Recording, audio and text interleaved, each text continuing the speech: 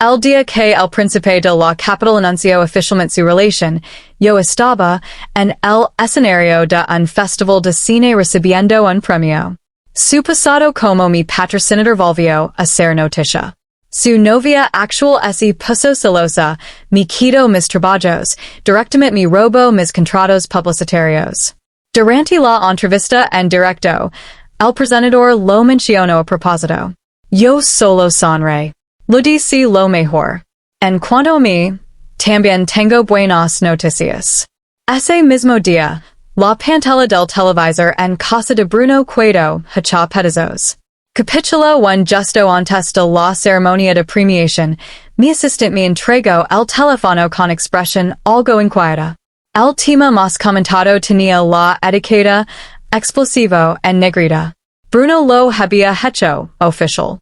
Su prometida, la actriz emergent Alice, la misma que recientemente me arrebató papeles y me robó contratos publicitarios. Salt una risa amarga. Realmente no tenía por qué esforzarse tanto. De repente, alguien soltó un chisme en un foro. Decía que el príncipe azul que Alice acababa de conquistar era el benefactor de la reina del cine, Camila. Incluso había fotos. Lo que apareció fue una vieja foto de Bruno y yo besándonos en Londres. Ese hilo se viralizó rápidamente. Alguien incluso desenterró fotos de mis años de instituto, algunas que ni siquiera recordaba haber tomado. Fue entonces cuando los internautas se dieron cuenta de que Bruno y yo habíamos sido compañeros de clase durante 2 años completos. Una foto borrosa se compartió por todas partes. La tomé con un teléfono antiguo, de calidad apenas susceptible. Lavaba el pelo recogido en una coleta alta, con algunos mechones sueltos enmarcando mi rostro, concentrada en un examen. Bruno estaba sentado a mi lado, con un brazo apoyando la cabeza. Su uniforme lo cuidaba perfecto. Me observaba en silencio.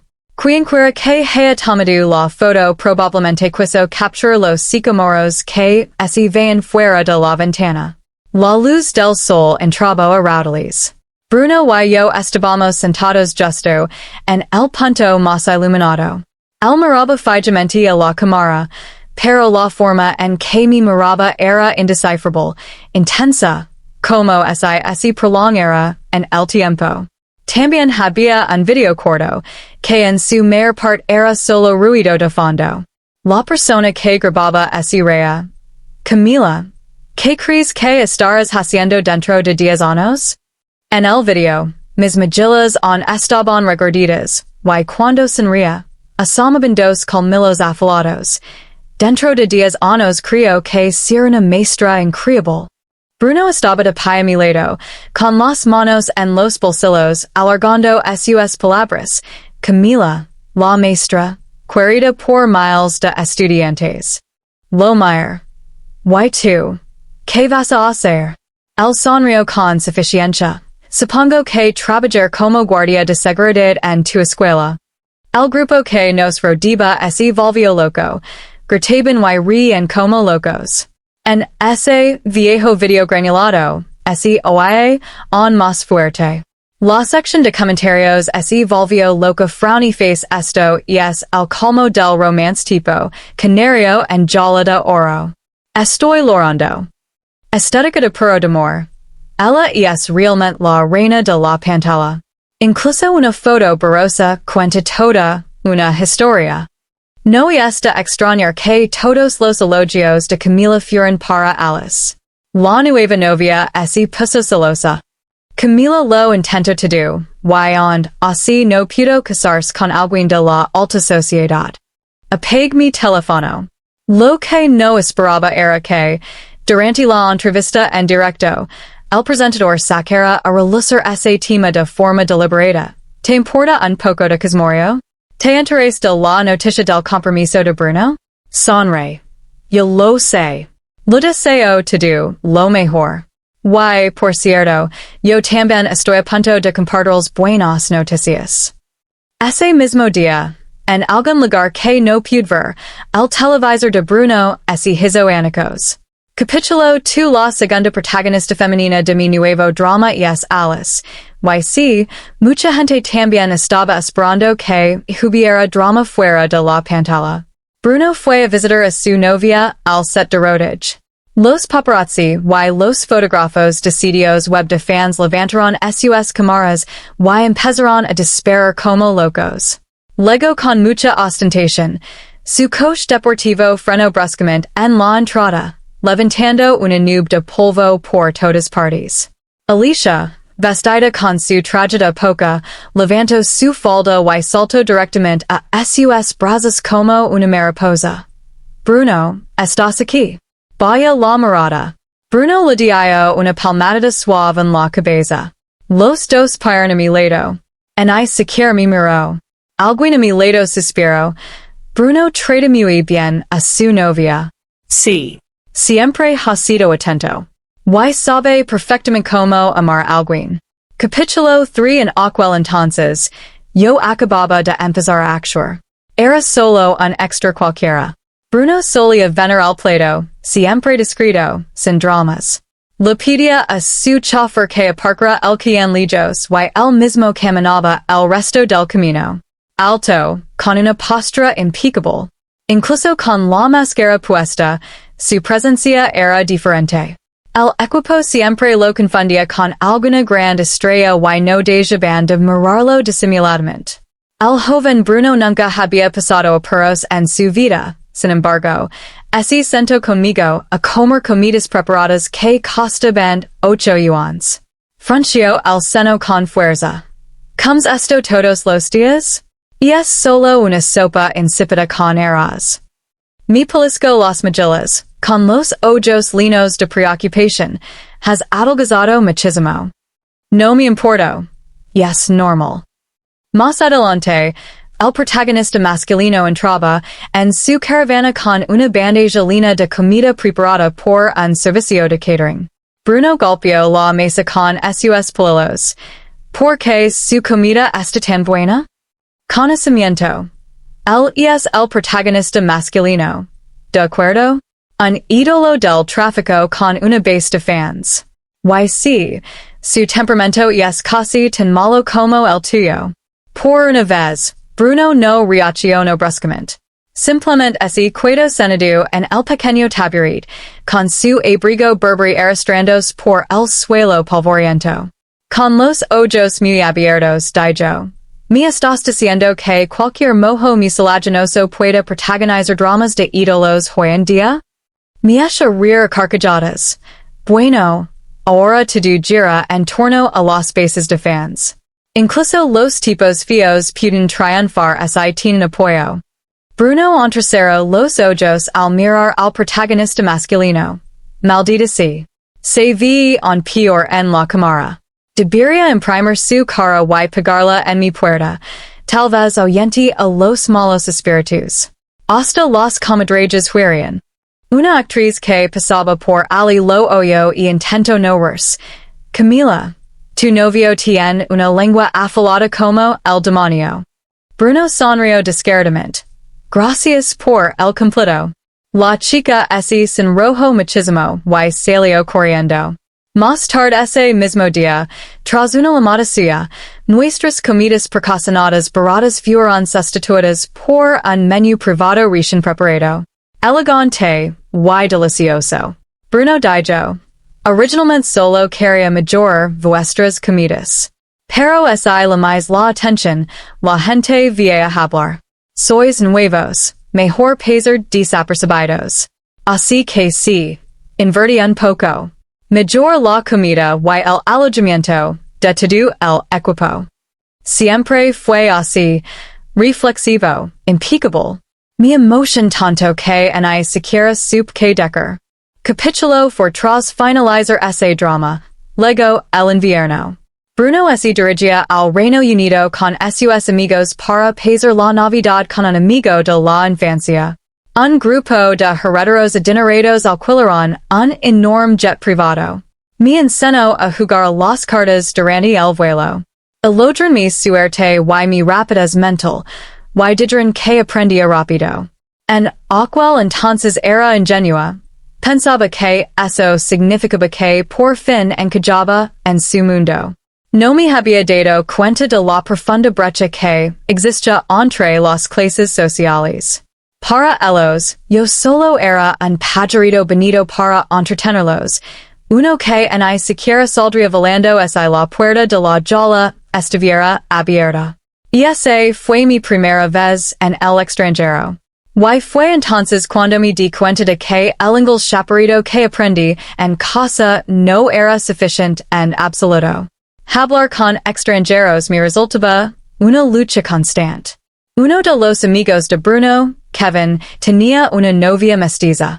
La hoy sucedió, Berlindos, la amiga de Bruno París ser de algún pueblo perdido de Inglaterra. Kevin río. La típica chica bequeta de pueblo pequeño. No y esta extrañar. Bruno no lo oyó. Pero Joder, me sentí humillado. Quis desaparecer en ese mismo instante. Su grupo de amigos era muy fiestero, pero ninguno era un vago. Todos y cada uno de ellos tenían un imperio familiar esperándolos y una educación de élite desde la infancia. Incluso cuando Bruno se trasladó a nuestra escuela secundaria durante 2 años, su familia siguió contratando tutors extranjeros para él. Antes mis notas me parecían estupendas, pero solo en teoría. Una vez que viajé al extranjero, me di cuenta de lo inútiles que eran en la vida real. Uno de los amigos de Bruno dijo una vez, nuestro amigo está trabajando duro en el Reino Unido, trabaja tiempo parcial y estudia mucho. La vida es dura. Pensé que se refería a una lucha real.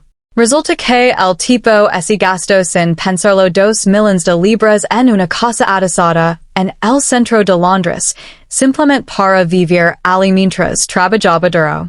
Cuando todos entraron bromearon, Simon, date un capricho. Esta jaula de palomas es demasiado pequeña para nosotros. Kevin guiñó un ojo bromando, con paredes tan finas, hagas lo que hagas por la noche lo vamos a ordenar. Me sentía terriblemente incómodo. Bruno le dio una patada. Calarse la boca. Kevin no paraba de sonreír. Y esa noche, Bruno me llevó a Regent Street para ver las luces de Los Ángeles. Simon, siempre precavido, ya había dispuesto que 2 guardaespaldas de paisano nos acompañaran. La calle estaba abarrotada. Había gente por todas partes celebrando la Navidad. Autobuses rojos pasaban. Sus luces banaban todo con un brillo resplandeciente. Cuando empezó a caer la primera nevada, oí la gente gritar alegremente. ¡Feliz Navidad! Bruno se giró para mirarme.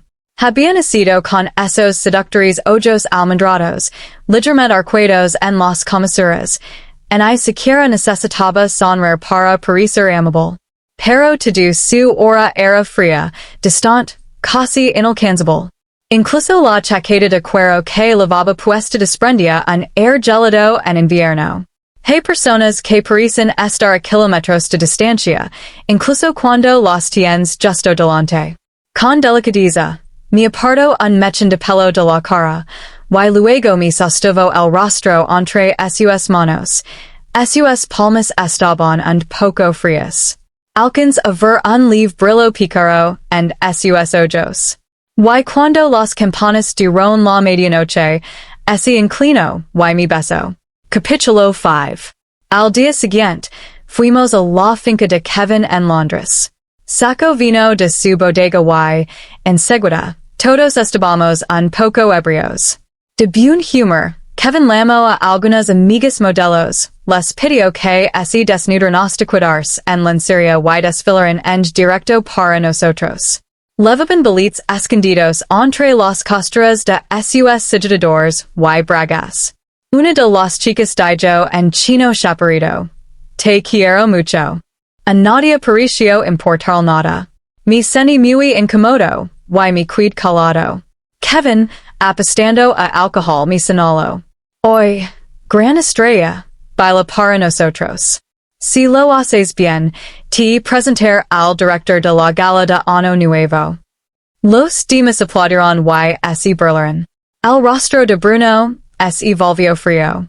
No. Kevin, abrazando su botella, se burló. ¿Qué quieres decir con que no? Es solo una extra, ni siquiera es una celebridad de tercera categoría. ¿Sabes cuánta gente materia por entrar a la gala? La voz de Bruno se tornó gelada. Camila no es como tus amigas. ¿Qué más da? No es tan especial. Del dinero y se acostará contigo también. Bruno estalo. Levantó el puño y le dio un fuerte puñetazo. Las chicas gritaron. La mesa se volcó. Las botellas se hicieron añicos, empapando la alfombra blanca de vino tinto, un espectáculo bastante caótico. Kevin, furioso, gritó. ¿Me estás pagando por una actriz? ¿Cuánto tiempo lleva ella conociendo? Yo te conozco desde hace años. Todo se convirtió en un caos. Me quedé allí sentada, paralizada, entumecida, con frío por dentro. Finalmente, Simon intervino y puso fin a la situación. Solo me dijo una cosa. Camila, ustedes dos no son iguales. Rompe con él. Cuanto antes mejor. Mirando hacia atrás, solo siento arrepentimiento.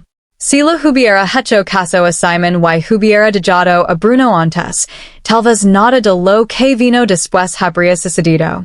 Capítulo 6. Esa noche, después del rodaje, Bruno ya se había ido. Alice me miró brevemente antes de salir corriendo del plato.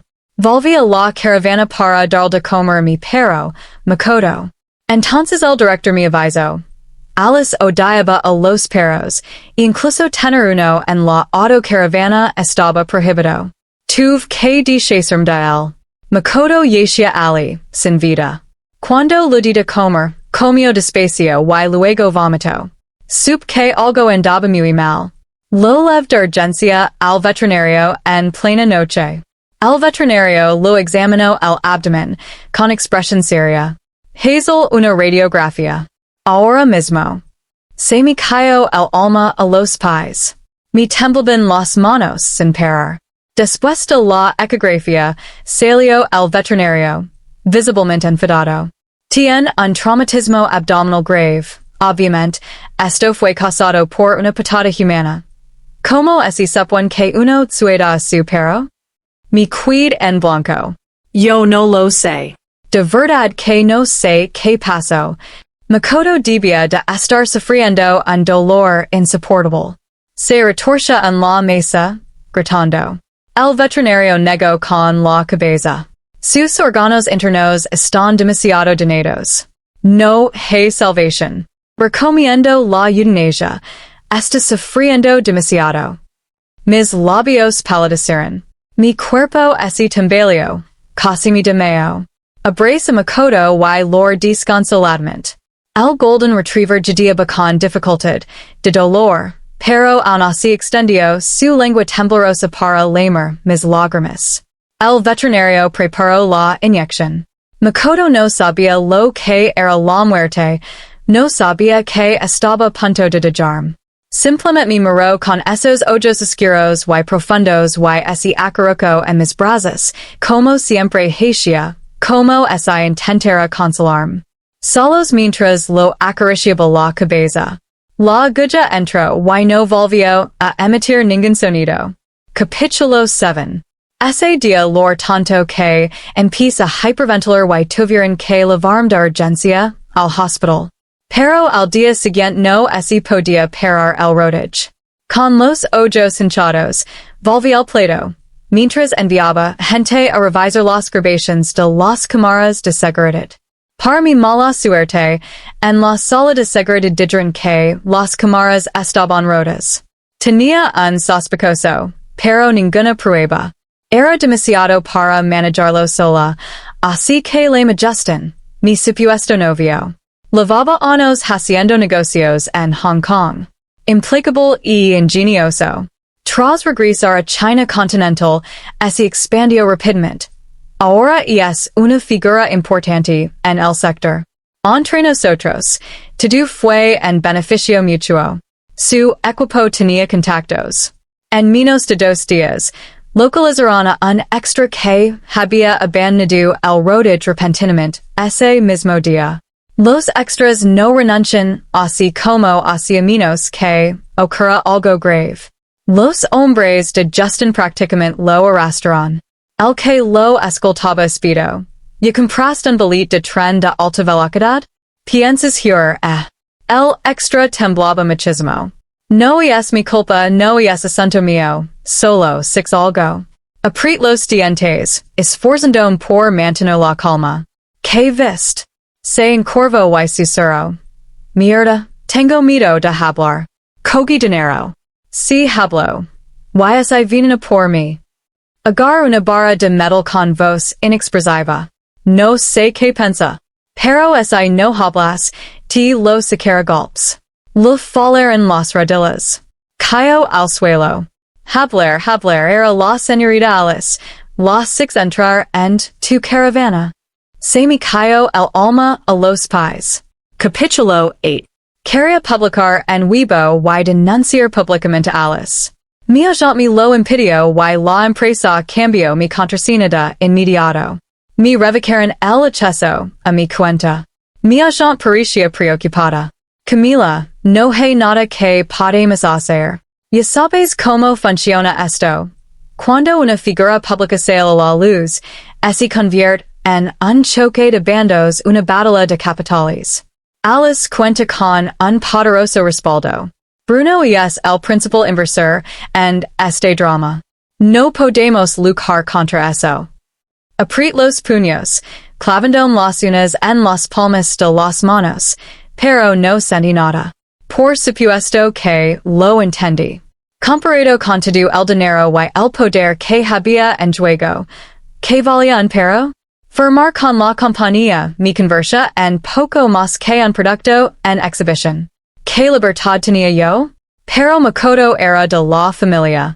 Lo creí desde cachorro. No entendía por qué los extraños lo odiaban. Solo sabía mover la cola y correr alegremente a saludar a la gente. En ni siquiera puedo imaginar la fuerza con la que Alice debió haberlo podido para destrozar los órganos de tal manera que no sobrevivió a la noche. Justin me llamó. Si necesitas ayuda, solo tienes que decirlo. Estaba agotada. Cuenta con el apoyo de Bruno. Ir en su contra no te conviene. Su voz se mantuvo tranquila. No soy tan débil. Puedes aprovechar mientras puedas. Record cuando termin con Bruno. Sin pelis. Sin lágrimas. Lo termin por WeChat. Lo bloqueé en todas partes y mi mud sin dejar rastro. Dejé solo un libro de chi. Dentro. Una línea marcada. Aunque somos simples mortals, es el amor liga al punto en que la nieve cubra el arco y la espada, entonces lo único que queda es una dulce despedida. ¡Qué ridículo! Cuando más lo amaba, incluso la ruptura estaba llena de amor y dolor, en ni siquiera podía decir una sola palabra dura. ¿Quién hubiera pensado que terminaríamos así en bandos opuestos? Le di las gracias a Justin en voz baja. Gracias. Y me has ayudado muchísimo. Siempre lo haces. Capítulo 9.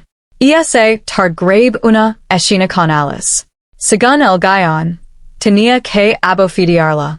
El director dijo que podíamos simularlo con los ángulos de cámara. Pero cuando comenzó el rodaje dije mi frase, ¿quién te crees que eres para estar en igualdad de condiciones conmigo? Entonces, balancé mi brazo y le di una fuerte bofetada en la cara. El impacto fue tan fuerte que tropezó hacia un lado, agarrándose la mesa. El mantel se levantó de un tirón y los platos de porcelana se estrellaron contra el suelo. No pudo mantenerse en pie y cayó, levantándose las manos a la mejilla, conmocionada. Todos en el plato se quedaron paralizados. El director incluso se olvidó de gritar, corten. Respire hondo y deje que las lágrimas caeran al instante. Lo siento mucho. Mi medí demasiado en la escena. Olvide que estábamos fingiendo. ¿Estás bien? Dije, acercándome rápidamente para ayudarla a levantarse. La tripulación se apresuró a ver cómo estaba.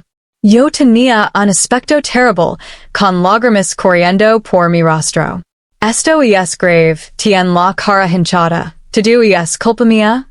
El director suspiró con comprensión. Hoy no pasa nada. Estas cosas pasan. Mi asistente añadió rápidamente. Es que es demasiado dedicada. Ese tomo fue increíble. Al público lo veía encantar. Alice parecía querer insultarme, pero todos a su alrededor la animaban, hablando de su dedicación y de lo espectacular que había sido su actuación, así que así quedó Ali parada, casi sin palabras. ¿Qué está pasando? Preguntó una voz tranquila y familiar desde atrás. Bruno acababa de llegar. Alice se aferró a su brazo, con los ojos llorosos. Bruno me pegó. Se suponía que habíamos a finger. Mira mi cara. Bruno frunció el seno y me miró. Vaya la cabeza como una niña buena, con el pelo un poco revuelto, las lágrimas embrolando en mis mejillas, los ojos y la nariz rojos. Su mirada se desvió. Extendió la mano para sacarme las lágrimas, pero la retiró rápidamente. Alicia lo notó, y se puso pálida. Bruno me miró y me dijo con suavidad. ¿Por qué lloras? Respondí en voz baja. Entré en pánico mi asuste. Ven aquí. Alice tiró de su manga con ansiedad. Bruno dijo con suavidad. Primero vi y sueda tu rostro. Pero, ¿tengo que repetirlo? Su tono se mantuvo tranquilo, pero su mirada era penetrante. Alicia no se atrevió a decir ni una palabra más. Capítulo 10. Pensaba que eras más fuerte que esto, asustar por algo así. Se sentó en la silla del vestuario con voz indifferente. Salt una risita. Claro que tengo miedo. Con un solo movimiento tuyo, podrían echarme de la producción. Bruno sabía que estaba siendo sarcástico, pero aún así lo molesto. Se burló. Fuiste tan cruel cuando rompimos. ¿Dónde está ahora esa entereza? ¿Qué te hizo Alice? Nada. En serios. Él arqueó una ceja. Tuve que admitir que me conocía demasiado bien. Todos mis pequeños pensamientos estaban allí, frente a él. Yo lo dije. Estaba demasiado metido en la escena. Sacó un paquete de cigarrillos. ¿O estaba celosa? Estás pensando demasiado. Encendió uno y me miró fijamente a través del humo pálido. Camila has adelgazado. Mi corazón dio un vuelco sin motivo alguno. Si eso es todo, me voy. No tengo ganas de recordar el pasado. Alice es bastante inocente, dijo Bruno con naturalidad. No la molestes más. Ahora es mía. Yo la proteger. Me reí de mí misma, no dije ni una palabra. Abrí la puerta y salí. Al cerrarse tras mí, oí que mi propia voz temblaba ligeramente. ¿Quién has protegido alguna vez? Capítulo 11. Justo me envió un paquete completo de información comprometida sobre Alice. Esto es todo lo que pude encontrar. Lo revisé y dije. Y es suficiente. Gracias. La empresa no quería competir con el equipo de Alice, pero muchos otros sí. Cuando ella saltó a la fama, pasó por encima de todos para llegar a donde está. Enviado de forma anónima a su competidora directa, Zoe. Zoe tenía un poderoso patrocinador, audaz y intrépido, y odiaba a Alice desde hacía mucho tiempo. Esa misma noche, todo explotó. Primero, alguien publicó un mensaje en un foro de chismes acusando a Alice de comportamiento de diva, acoso escolar y cirugía plástica. Luego, las agencias de relaciones públicas lo recayeron, comenzaron a circular comunicados de prensa, así compraron temas de tendencia y los bots se volvieron locos amplificándolo. El equipo de Alice descubrió que Zoe estaba detrás de todo, y se volvieron locos. Pero cuando reaccionaron, ya era el día siguiente y todo había estalado. Su Departamento de Relaciones Públicas se apresuró a negarlo y a contraatacar. Un caos total. La producción tuvo que suspender el rodaje. Mi agente me llamó, muy alterada. Camila, ¿esto tiene que ver contigo? Respondí fríamente. No te metas. No van a poder relacionarlo conmigo en un futuro próximo. Pronto? ¿Estás loco? En el peor de los casos me despiden. Sonreí dulcemente. Qué lástima que la empresa me necesite para sobrevivir ahora. Después de la llamada, tomé un taxi para ir a ver a Alice. Parecía sorprendida cuando abrió la puerta. ¿Qué haces aquí? ¿Has venido a reír de mí? La mira con frialdad, apenas conteniendo la rabia que sentía. ¿Metes de mi perro? Entró en pánico. No sé de qué estás hablando. Vite. Me empujó con fuerza, y me dolía muchísimo el hombro. La agarré de la muñeca y la miré fijamente a los ojos. Alguien te vio entrar en mi caravana. No fui yo. Ellos vieron mal. ¿Por qué metes de mi perro? No sé qué estás diciendo. ¿Por qué metes de mi perro? ¿Qué demonios te pasa? Fuera. ¿Por qué metes de mi perro? Perdió los estribos y me estampó hundieron en la cabeza. La sangre empezó a correr por mi frente. Incluso entonces, seguí mirándola fijamente como un fantasma vengativo. Alice finalmente se derrumbó, gritando. Me saltó encima. Pensé que me había muerto. La computadora de tu caravana estaba abierta. Solo quería echar un vistazo. ¿Cómo había saber que había un perro? Esa maldita cosa se abalanzó sobre mí. Fue repugnante. Le di unas patadas y empezó a rodar. Pensé que Estaba bien. ¿Cómo había saber que había morir? Solo era un perro. ¿Por qué le das tanta importancia? Te pegar. Dios, estoy harta de esto. Vieja, larga de aquí. No dije nada. Debí de tener un aspecto adorador. Me miró como si estuviera loca. No era solo un perro. Dije en voz baja. Siempre me decido. Esto no ha terminado. Capítulo 12. La pierna de Alice quedó destrozada.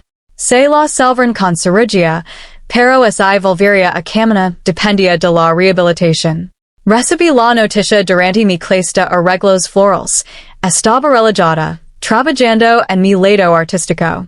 Mi agente estaba en pánico. Es adorador. Casi pierde la pierna entera. La familia de Bruno tenía vínculos con la política y la policía. Rápidamente descubrió que todo me conectaba conmigo. Mi acorraló. Alice fue atropellada por un coche. El conductor era el padre de un alumno al que ella solía acosar. Todavía tenía vendajes en la cabeza. ¿De verdad? Pobre hombre. El corazón de un padre está lleno de dolor. ¿Sigues actuando como si nada? Su voz se alzó. Esto es demasiado. ¿Por un perro? ¿De verdad has legado tan lejos? El horario de Alice. Maldita sí, si lo filtraste, ¿verdad? Casi la mata. Mi quid invisible. ¿Acaso no merecía morir? Ella llevó a alguien a la depresión y al suicidio. Bruno me miró, con expresión de confusión. Camila, ¿cómo te convertiste en esto? ¿Y cómo debería haber terminado ella? Justin dio un paso al frente y se paró frente a mí. No impongas tus ideales a los demás.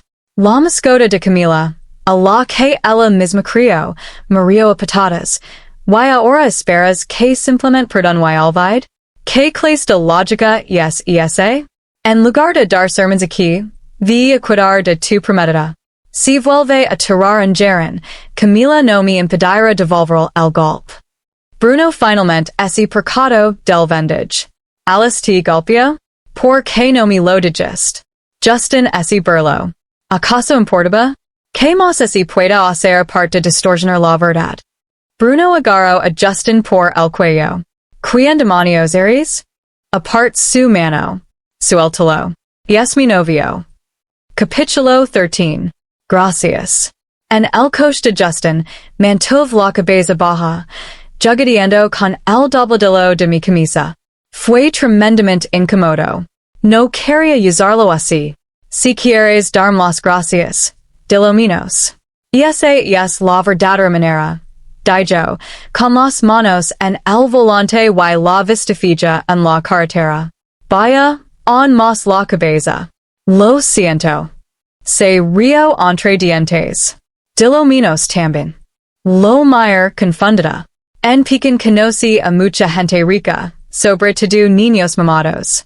Sus vidas así basaban en el dinero y el poder desde el primer día, así que la arrogancia era prácticamente nada. Cuando estaban de buen humor, podían ser educados. Cuando no, dicen las cosas más humillantes. Aunque Bruno y yo nos conocíamos desde el instituto, siempre existió una delgada barrera entre nosotros. Me asfixiaba. Justin no era así en absoluto. Lo construyó todo desde cero y luchó con unas y dientes en los negocios. ¿Cómo lo explico? Tenía presencia, pero también lealtad y determinación. Hablar con él nunca me hizo sentir inferior. De hecho, respetaba a la gente. Estar a su lado era fácil. ¿Me vio bien? Preguntó Justin de repente de un salto. ¿Qué? Él sonrió con sorna. Me has estado mirando disimuladamente todo este tiempo, ¿verdad? Yo no. Te ves muy bien, murmur. Apart la mirada rápidamente, sintiendo que así me ruborizaban las mejillas. Tras un largo silencio, mirar por la ventana el paisaje que así desvanecía tras nosotros. Justin, quiero volver a mi instituto. Capítulo 14. La mujer vendía verduras en el mercado tradicional y lo iba bastante bien. Estaba tan ocupada como siempre. La observé desde la distancia, mientras se movía. Parecía mer ahora. Y la niña que estaba a su lado había crecido, encorvada sobre la mesa haciendo los deberes. Justin se paró a mi lado. ¿Te vas a quedar aquí parado mirando? Saca una bolsa de tela y así la di a la mujer del puesto de al lado. Tía, ¿podría dar esto a esa señora? Ella lo tomó. Ah, claro. Me resultas familiar. ¿Eres una celebridad o algo así? Lavaba una mascarilla y negó con la cabeza. Se han equivocado de persona. Tomó el bolso y comenzó a charlar animadamente con la otra mujer. Nos escondimos detrás de una columna, no podíamos oír con claridad. La oí decir doblemente. Qué chica tan hermosa, alta, piernas largas, con un porte tan elegante. La mujer abrió la bolsa, confundida. Dentro había una tarjeta bancaria y una nota escrita a mano. Con letra pulcra, decía. La tarjeta contiene 5 millones. La contraseña está en el reverso. Ella levantó la vista. Me agaché rápidamente detrás del pilar. No me atreví a mirarla a los ojos. El peso de esas lágrimas. No podía soportarlo. Justo me pasó un pañuelo en silencio. Resulta que yo también estaba llorando. Empezó a lloviznar, una lluvia suave y fina. El camino al cementerio estaba lleno de barro, y salpicó todo el coche de lujo.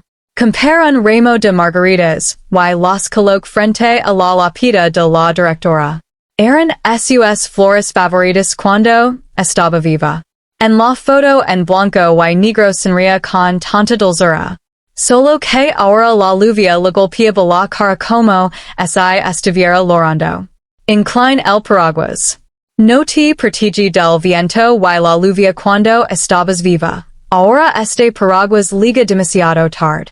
Justin. ¿Quieres oír hablar de mi pasado? Capítulo 15. Cuando tenía 10 años, ayudé a mi madre a escaparse de casa. La habían obligado a casarse con una mujer a la fuerza. Ese día mi padre fue al pueblo a hacer unos recados. Fingi no darme cuenta de nada, y la ayuda a enganar a los vecinos. Fue una larga caminata desde la montaña hasta la estación de autobuses que llevaba al tren. Mi madre estaba sentada en un camión, mirando al vacío, con el viento revolviendo el pelo. Por primera vez, six sus ojos iluminarse.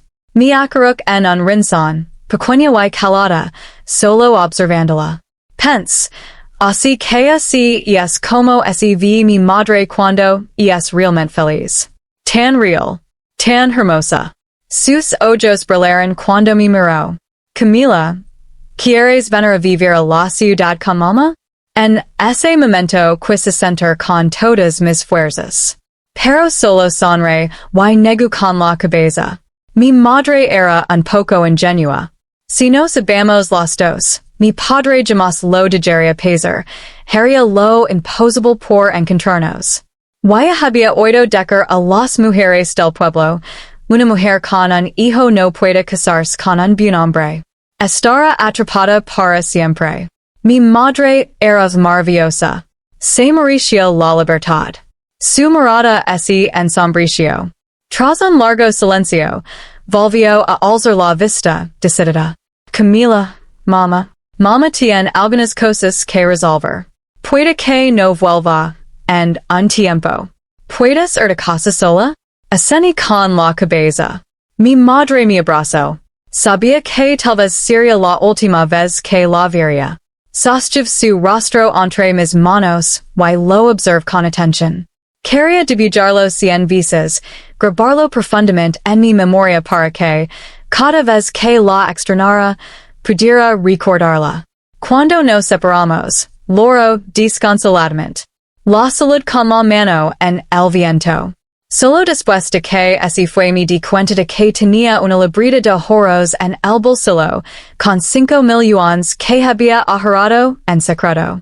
Ese año perdí a mi madre. Y desde ese momento, ya no quise quedarme en las montañas. Capítulo 16. En la secundaria, solicité alojamiento en la residencia estudiantil. Después de que mi madre así fue, mi padre, que ya tenía mal genio, empeoró aún más. Cuando estaba borracho, me pegaba con mucha fuerza. Nuestra directora era una mujer amable. Cuando pedí alojamiento, me levantó la camisa discretamente frente a ella. No había en un solo lugar en mi cuerpo sin moratones. Sus ojos así llenaron de lágrimas al instante. Lo prometí, maestra, sacar la mejor nota en el examen de ingreso a la preparatoria. Y esa etapa de mi vida así sencha vacía. Todos los días eran la misma rutina, dormitorio, cafetería, aula. Un ciclo lleno de aburrimiento, prisión y asfixia. No hacía amigos en I hablaba con nadie a menos que tuviera que responder algo. A menudo me sentía sola, pero mi manera de afrontarlo era sencilla, llenaba cada segundo libre con ejercicios y tareas. Si me mantenía lo suficientemente ocupada como para no pensar en el presente ni en el pasado, no me sentía triste. Como no podía respirar, de alguna manera seguía respirando. Durante 3 años, nunca perdí el primer puesto en clase. Como dijo una vez, acostumbrarse a una situación sin esperanza es peor que la situación en sí misma, y esa es la verdadera tragedia. Así que no me asustaban las dificultades en el agotamiento. Lo que más me asustaba era perder la esperanza. Cuando llegó el examen de ingreso a la preparatoria, cumplí mi promesa. Obtuve la mejor calificación de la ciudad y conseguí una beca completa para la mejor escuela. Me convertí en el milagro de ese año. Sorprendió a todos, incluso salió en los titulares. Una chica de la montaña superando a estudiantes de la ciudad con tutors. Era increíble. El día que recibí mi diploma, la directora me acarició la cabeza con ternura. Me dijo, hey pajaros que nunca debieron estar engelados. Camila, te espera un mundo mucho más grande. Capítulo 17. En mi segundo año en la preparatoria y Jong, mi padre fue asesinado a golpes por deudas de juego que no podía pagar. Todavía estábamos en el funeral cuando los cobradores de deudas llegaron a la puerta. Fue la directora quien saldó la deuda por mí. Ella no tenía hijos y dijo que, a partir de ese momento, yo era su hija. Estaba tan feliz, volví a tener una madre. Ese fin de semana, el director incluso me dio dinero para mis gastos y me invitó a un picnic con mis compañeros. Aquella tarde fue maravillosa. Fue el día más feliz de toda mi etapa en el instituto. Me sentí como una chica normal, sacando la comida que había preparado el director y compartiéndola con todos. Al atardecer, Bruno y yo caminábamos uno al lado del otro. Al pasar por un pequeño parque, vimos a una niña llegando sola en un columpio. Look right, Bruno, vamos a hacer compañía. Media hora después, la niña se iluminó. Mi mamá está aquí. Mi jair y la reconocí al instante. Sin duda alguna. Era mi madre. La misma madre de la que había escapado hacía tantos años. Ahora se veía más sana. Sus ojos estaban llenos de esperanza. Su semblante había cambiado por completo. Al mismo tiempo, ella también me reconoció. Se quedó paralizada, sin saber cómo morirme. Tenía una nueva familia, una nueva vida. Yo era solo una sombra de su pesadilla pasada. Era comprensible que no quisiera reconocerme. Se me llenaron los ojos de lágrimas, pero sonreí y dije, Tía, tu hija te estaba esperando. Lo más doloroso del mundo no es pasar de largo junto a alguien a quien no reconoces. Es reconocer a alguien y no poder saludarlo. Acompañó a su hija a casa. Bruno y yo nos sentamos en silencio en el pequeño parque durante un buen rato. No esperaba que volviera. Pero lo hizo. Me entregó una bolsita de tela limpia. Dentro había dinero, ahorros que había reunido poco a poco. Billets de 5 yuans, de 10, de 20, incluso de 1 yuan. El dinero era viejo, pero estaba bien apilado. Loro. Camila. Te reconocí. Solo que. Salt una risita forzada. Está bien. Ahora, estoy genial. El director me adoptó. Ahora soy rico. Incluso salí de picnic hoy. Mientras te vaya bien, puedo estar tranquilo. Deberías recuperar el dinero. Pero ella insistió. No, tómalo tú. Por favor. No quería que se sintiera culpable, así que tomé el dinero con naturalidad, como si no fuera gran cosa. Bruno se quedó a mi lado en silencio todo el tiempo. No hizo una sola pregunta. Tomamos el autobús de regreso. Estaba lleno. Me rodeó con sus brazos con delicadeza, guiándonos hacia un asiento vacío, y dejándome sentarme. Había anochecido y las luces de la ciudad brillaban afuera. Las luces parpadeantes proyectaban sombras en movimiento sobre mi rostro. Mir disimuladamente su reflejo en la ventana del autobús. Una mano sujetaba la correa, la otra estaba en su bolsillo. Era alto, con la mirada ligeramente baja. Sus pestañas eran larguísimas. La sombra que proyectaban parecía alas de mariposa negras bajo sus ojos. Justo antes de la última parada, el asiento a mi lado finalmente se desocupó. Se sentó, desprendiendo un fresco aroma a ropa limpia, probablemente a un detergente caro. Preguntó con cuidado, ¿no quieres preguntarme nada? Me miró seriamente. Si quieres hablar, hablarás. Si no, preguntar solo te pondrá triste. Salt un suspiro silencioso. Un chico adolescente me susurró al oído una promesa seria. Camila, siempre estaré a tu lado. No tengas miedo. Capítulo 18. Tras ingresar en la universidad, un cazatalentos me descubrió, y me contrató para una agencia. Muchos pensaron que era un desperdicio, Una estudiante brillante de una universidad de elite convertida en actriz. Dicen que era una tontería. Pero en realidad me gustaba actuar. Why, sobre todo, quería aliviar la carga económica de mi familia cuanto antes. La directora siempre apoyó mi carrera. Salía con Bruno. Why ella también lo sabía. Simplemente me recuerdo con dulzura. No dejes que nadie te intimide. Incluso me pareció gracioso. Bruno me iba a intimidar, en hablar. Pero después, sucedió de verdad, tras regresar de aquel viaje al Reino Unido. En un banquete, que me mencionó a propósito. Esa chica sí que tiene ambitions. Bruno la consciente demasiado. Todos entendieron a que se refería. Luego a la madre de Bruno. Me pidió que nos viéramos. Pense que sería como en esas telenovelas. Me daría un cheque y me diría que me fuera. Pero no, en I siquiera se presentó ella misma. En su lugar, vino su asistente. Sobre la mesa había una gruesa pila de documentos. Un resumen de mi vida desde mi nacimiento hasta ahora. Incluía información sobre las apuestas de mi padre, la trata de personas de mi madre, detalles sobre su familia actual e incluso donde vivíamos el director y yo. Mi pius pálida. Para una familia rica y poderosa, recazar a una chica pobre era facilísimo. Sin cheques, sin dinero. Unas cuantas llamadas bastaban para arruinarme, y todos los que me rodeaban. La asistente esposo una sonrisa cortés. Señorita, esperamos sinceramente que elija la opción más sensata.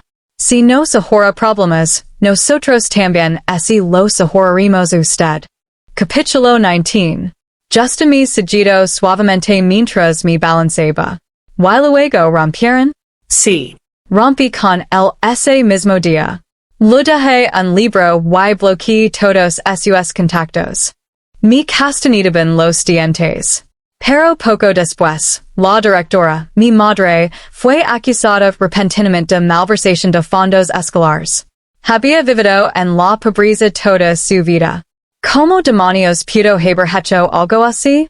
Más tarde, durante la investigación mi madre, que era la directora, cayó en una profunda depresión y se suicidó. Acababa de entrar en el sector y no tenía ahorros. Incluso después de vender su casa, la deuda seguía sin saldarse. Tuve que rogar a mi madre biológica. Ella me ayudó a pagar 500.000 yuans.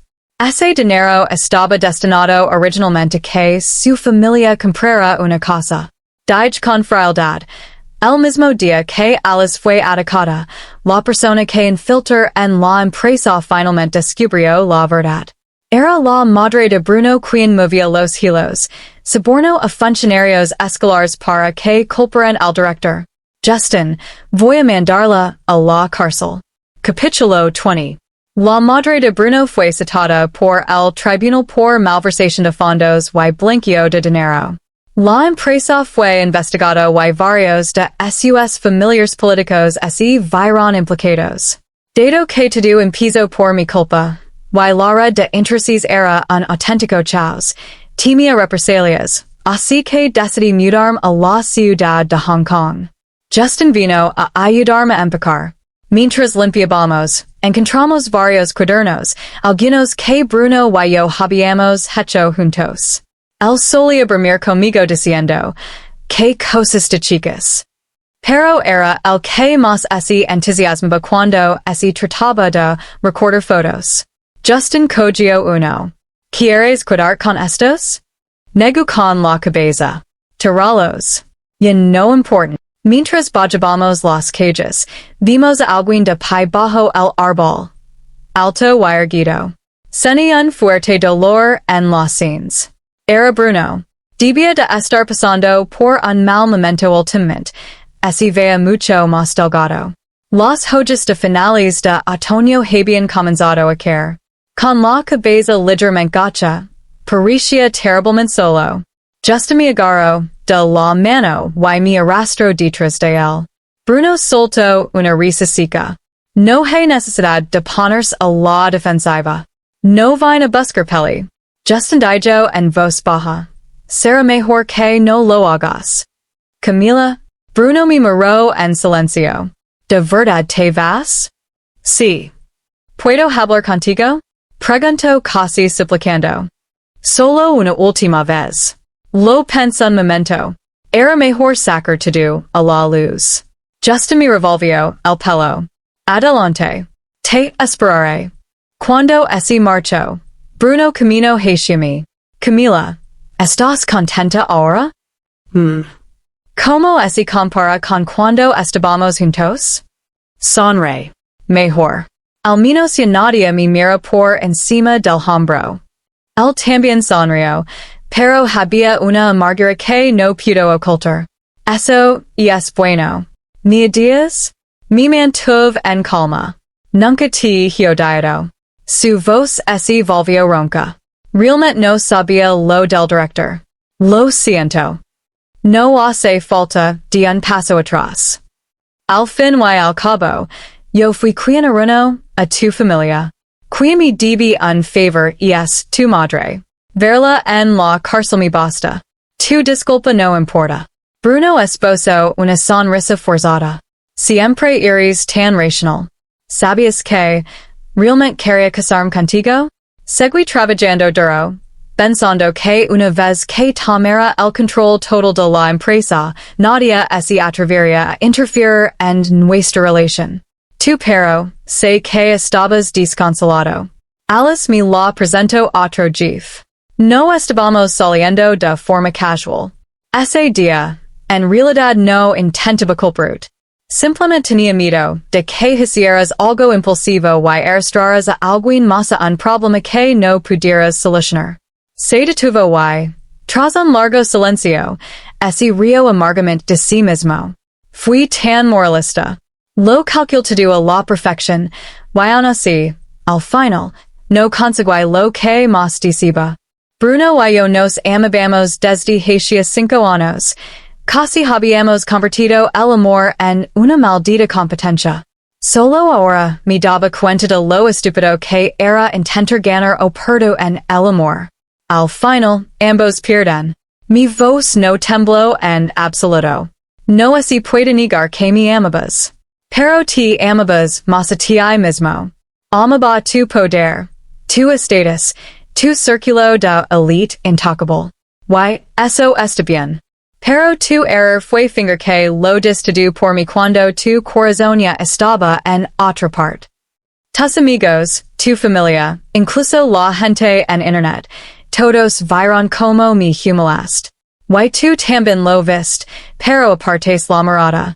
No pudiste lidiar con esos problemas, así que me echaste mi para que los resolviera. ¿Qué mal? No es que no me entendieras. Simplemente no te molestaste en entender a nadie. Sí, vienes de una familia privilegiada, pero yo también soy humana. Tengo autoestima, personalidad, sueños, futuro. ¿Por qué demonios tengo que sacrificarme? Nunca fuiste la única con options. Yo también las tenía. Incluso sin Justin, podía brillar por mi cuenta. Así que, Bruno, ese no puedo sentir tu amor, ese no es mi problema. Es el tuyo. Se tambaleaba ligeramente, con las venas del cuello hinchadas, con aspecto destrozado. Lo mayor con lástima. Sinceramente espero que tengas la fuerza necesaria para adentrar en tu nuevo mundo. Las noches de otoño llegan temprano. Las farolas alargaban nuestras sombras, haciéndolas largas y delgadas. Mi rostro oscilaba entre la luz y la oscuridad.